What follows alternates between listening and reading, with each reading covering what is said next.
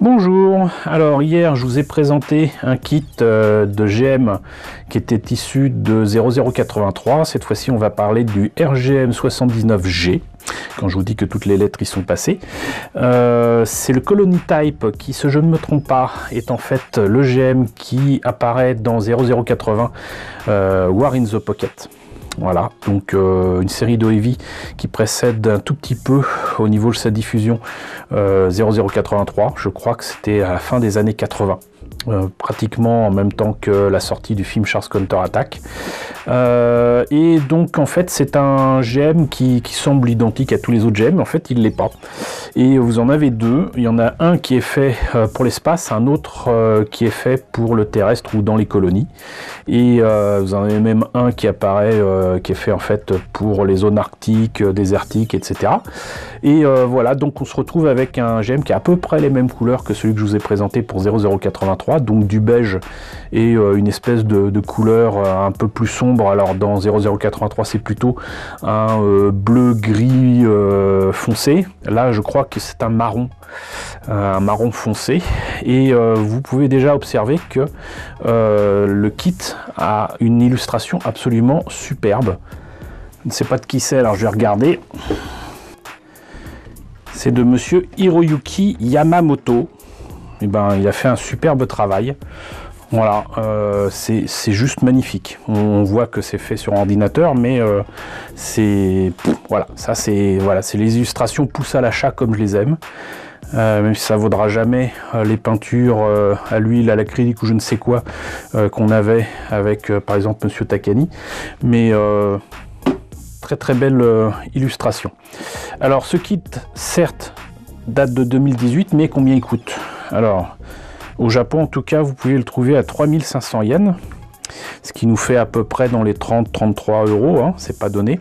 C'est beaucoup plus cher que les kits que je vous ai présentés des années 90-2000, tout simplement parce que la boîte est plus grande, il y a certainement beaucoup plus de pièces, et je devine que c'est issu des nouveaux GM 2.0 qui sont sortis récemment. Et d'ailleurs, je pense que les indications ici nous le prouvent, c'est beaucoup plus articulé au niveau du buste, beaucoup plus articulé au niveau donc même de la tête, donc vous voyez il peut se baisser carrément, il peut plier les genoux, ce que ne faisaient absolument pas les premiers Master Grade.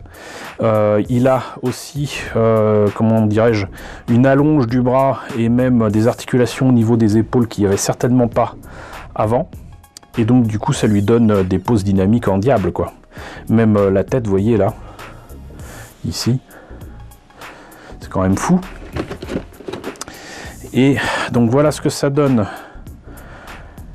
Monté et peint vue de face, là vue de dos, et effectivement donc c'est celui de 0080 et c'est livré avec donc le pilote pour mettre dans le cockpit, pilote d'ailleurs beaucoup plus beau que ce qui se faisait là aussi il y a 15-20 ans, et avec le fameux bouclier typique de ce qu'on voit justement dans War in the Pocket.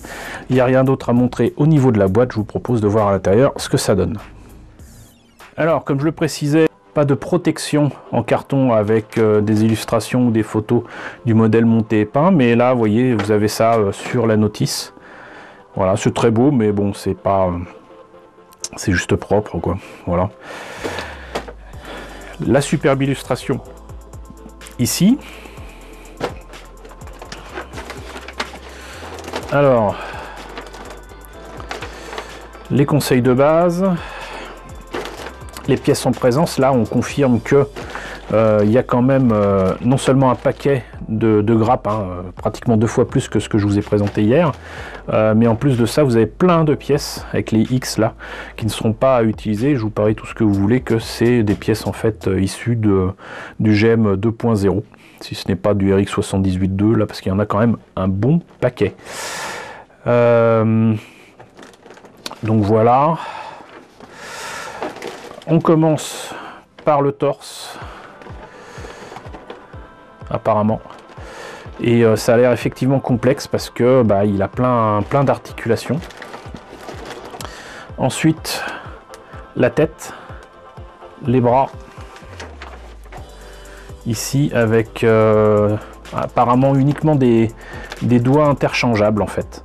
Et ça c'est pas mal pensé, c'est-à-dire qu'on laisse la paume de la main on enlève les pièces qui correspondent aux doigts et donc on a du coup des doigts ouverts ou des doigts fermés.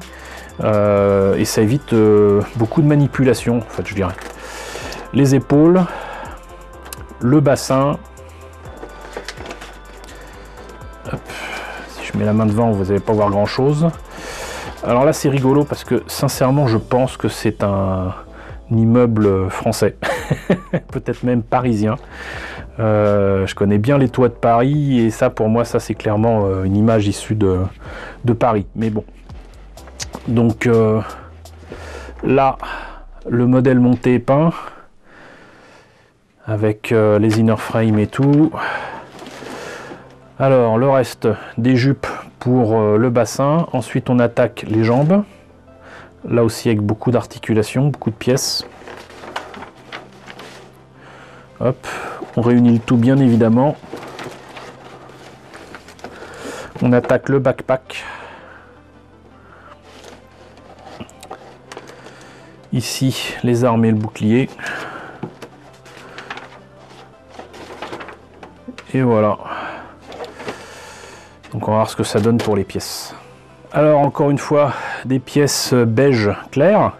Ce que j'apprécie ici, c'est que par exemple là pour les épaules, vous avez le haut de l'épaule en une seule pièce ici, et là le reste de l'épaule, et donc en fait ça fait deux pièces, mais vous n'avez pas à poncer au milieu pour obtenir un beau résultat. Et pareil ici pour les protections, je ne sais pas si c'est pour les tibias ou les pieds, mais là c'est pareil, vous voyez.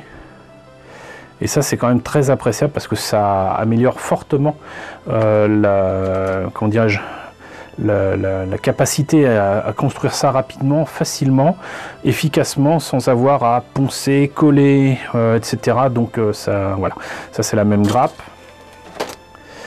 On va continuer sur le beige. Donc là, ça c'est une des jambes a priori, mais surtout la tête ici. Là, l'inner frame et même l'intérieur des jupes, hein, qui sont souvent, trop souvent sur certaines maquettes vides. Enfin, en 1 centième en master wide, assez peu quand même. Là, a priori, c'est presque la même chose puisque ça, c'est une partie de la grappe. Là, quelques polycaps. Et ici, plusieurs options pour les doigts qui vont avec les mains.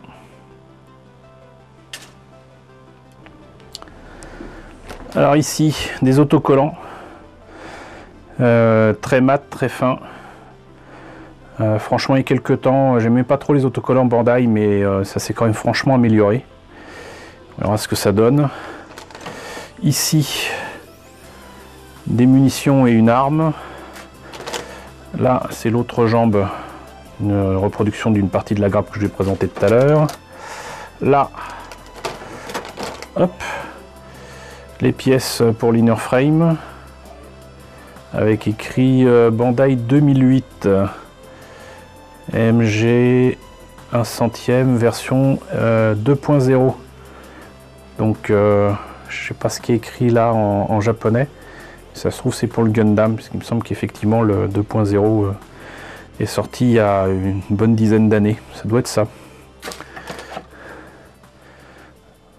Voilà, donc là les articulations et l'inner frame d'une partie du buste et je pense aussi du bassin. Hop là. Alors là vous voyez donc vous avez les pièces qui sont dans une espèce de marron foncé. Voilà, c'est la grosse différence qu'il y a avec le GM de 0083. J'aime bien cette couleur, elle est vraiment très sympa. Et là donc c'est toutes les pièces qui sont dans cette couleur là, donc les pieds, le torse, une partie du bouclier, et voilà. Ici encore une fois le reste de l'inner frame, puisque encore une fois c'est un kit entièrement articulé. Il y a même là la main droite qui tient l'arme et qui a le doigt sur la gâchette.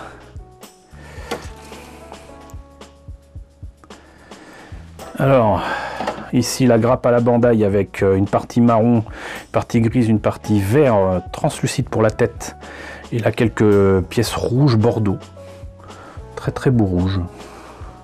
C'est pas un rouge pétant.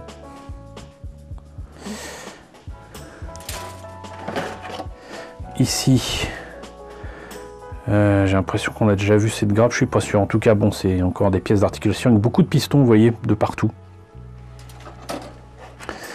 Les sabres, les autocollants pour les caméras et tout, ça c'est certainement des autocollants que j'utiliserai quoi qu'il arrive, mais une fois que ça sera correctement monté et peint. Là, partie des jupes, les paumes, le bouclier, le reste des jupes et quelques cuillères. Voilà, donc on a fait le tour des grappes.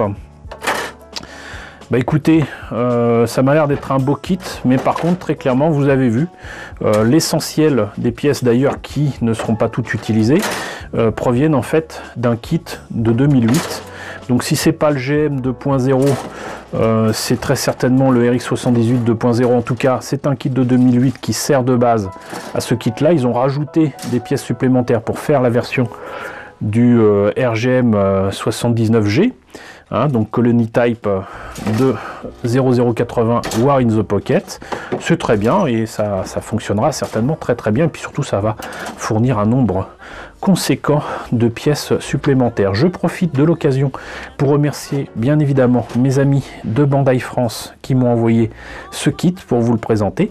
Donc voilà, merci à Bandai.